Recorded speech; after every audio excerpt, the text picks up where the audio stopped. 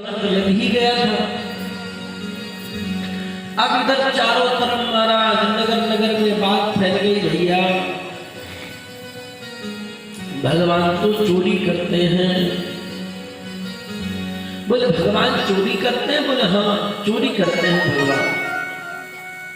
पहले अब सत्राजित अपनी पत्नी से कहा, देखो देवी किसी से बताना मत, पर लगता है कि मेरे भाई को द्वारिकाधीश मार करके मणि छीन लिए हैं। पत्नी अपनी पत्नी की उसकी सहेली थी, क्योंकि सत्राजित क्यों नहीं कहता? क्योंकि जब तक सबूत ना मिले तब तक कहा नहीं जा सकता।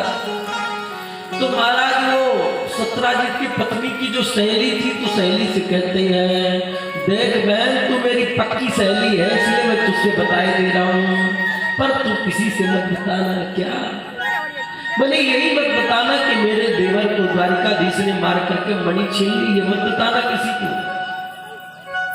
उसकी सहेली ने, उसकी भी एक सहेली थी, उसने अपनी सहेली से कहा, देखो देख सहेली तू मेरी पक्की सहेली, इसलिए तुझसे मैं बता रही हूं, तू किसी से मत बताना, द्वारिकाधीश ने मार करके मणि छीन लिया।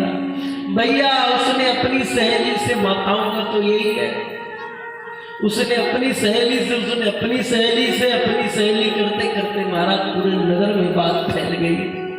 भाई हर कोई न माताओं की कोई न कोई सहेली बनी रहती। महाराज बात पहुंच गई भगवान द्वारिकाधीश यानी भगवान श्री कृष्ण के कानों में। महाराज भगवान ने कहा, मणि ने मैंने तो चुराया नहीं, पर भैया जब कलंक लगा तो उसको मिटाना पड़ेगा। भगवान जंगल गए, सभी मंत्री आदि को लेकर के, देखते एक जगह शेर पड़ा था, अंदर देखते शेर के निशान मिले, अंदर महाराज एक गुफा थी। भगवान कहते हैं मैं इस गुफा में जा रहा हूं और 15 दिन के एक पक्ष के अंदर यदि मैं बाहर आ गया तो समझ लेना सब ठीक है, यदि मैं एक पक्ष के में बाहर नहीं आता हूं तो समझ लेना महाराज क्या होगा। बोले फिर आप लोग चले जाना घर। भगवान अंदर प्रवेश की, मणि दिखी, महाराज जामवंत जी की जो पुत्री थी महाराज जामवती महारानी मणि दी हुई थी। भगवान गए और जैसे मणि लेने के लिए किए, उसी समय महाराज ने चिल्लाई, पिताजी देखो कोई आ गया, मेरी मणि छीन रहा है। उसी समय जामवंत जी आओ देखा न ताव देखे, महाराज एक मुष्टिका का प्रहार किया भगवान के सीने में। भगवान ने बदले में 2 मुष्टिका मारी, महाराज युद्ध प्रारंभ हो गया। 28 दिनों तक महाराज युद्ध चला, 28 दिनों तक युद्ध चला। अब भगवान ने जब देखा कि बहुत समय हो रहा, भगवान ने जामवंत जी को पकड़ के जब मिला के महाराज हड्डी हड्डी चटका दी, मार के जामवंत जी बोले मैं पहचान गया प्रभु। जब हड्डी चटक गई तब पहचान निकल आई। बोले मैं पहचान गया प्रभु, आप मेरे राम जी हो। क्योंकि जामवंत जी रामावतार में जब राम रावण युद्ध हुआ, जब उसी समय महाराज कुंभकर्ण आया युद्ध में। जब कुंभकर्ण युद्ध में आए तो हनुमान जी महाराज लंबा चौड़ा, महाराज लोग बाण मारते तो कुंभकर्ण ऐसे जैसे लोग मच्छरों को मारते हो ऐसे ऐसे करता महाराज। कुंभकर्ण जब आया तो उसी समय सेना इधर उधर भागने लगी। बोले हनुमान जी आपने इसके विषय तो बताया नहीं। हनुमान जी ने कहा जब हम गए थे तब ये सो रहा था लगता है, इसीलिए हमारी मुलाकात नहीं हो पाई इससे, पर कोई बात नहीं है। उसी समय लखनलाल जी को कहता, लखनलाल जी युद्ध के लिए पहुंच गए।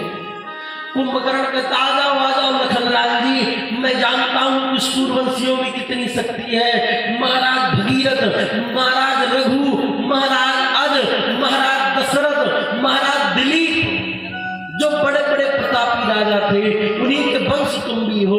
चलाओ बाण चलाओ लखन, तुम चलाओ बाण। लखन जी को और जोश आया, लखनलाल जी और बाण चला रहे। राम जी को बड़ा क्रोध आ रहा, बोले मारा नहीं मर रहा। राम जी उसी समय भगवान श्री राम आए सामने, महाराज 4 बाण उसके एक भुजा में मारे, 4 बाण दूसरी भुजा में मारे, महाराज दोनों भुजाएं कट गई। महाराज 11 बाण उसके मस्तक पे मारा, महाराज मस्तक उड़ गया। महाराज उसको वहीं पे गोविंदाय नमः कर दिया। राम जी ये सारा दृश्य देख रहे थे महाराज। जब राम रावण युद्ध हो गया तब जामवंत जी कहते हैं कि प्रभु मेरे हाथ में भी बड़ी खुजली मच रही है। रावण से मैं युद्ध इसलिए नहीं किया कि मैं रावण से युद्ध करता तो शायद आप फिर क्या करते, इसलिए मेरे लायक कोई युद्ध लड़ने लायक था नहीं, इसलिए मैंने युद्ध नहीं किया। पर मेरे लायक तो आप ही दिख रहे हैं, आ जाइए दो दो हाथ हो जाए। भगवान ने कहा देखिए सारे पायलट इस बार सारे फिक्स हैं, इस बार का मत रखिए, जब मैं कृष्णावतार लेकर के आऊंगा उस समय आ जाइएगा, दो दो हाथ हो जाएगी, सारी खुजली में मिटा दूंगा। भगवान ने आज मार मार के हड्डी चटका दिया। महाराज जामवंत जी बोले कि हाँ पहचान निकल आई।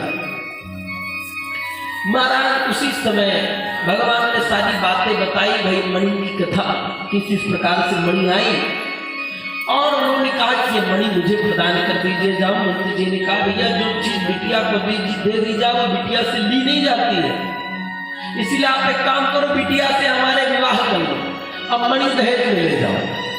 भगवान ने महाराज जंगल में मंगल हो गया, अब भगवान का विवाह हो गया।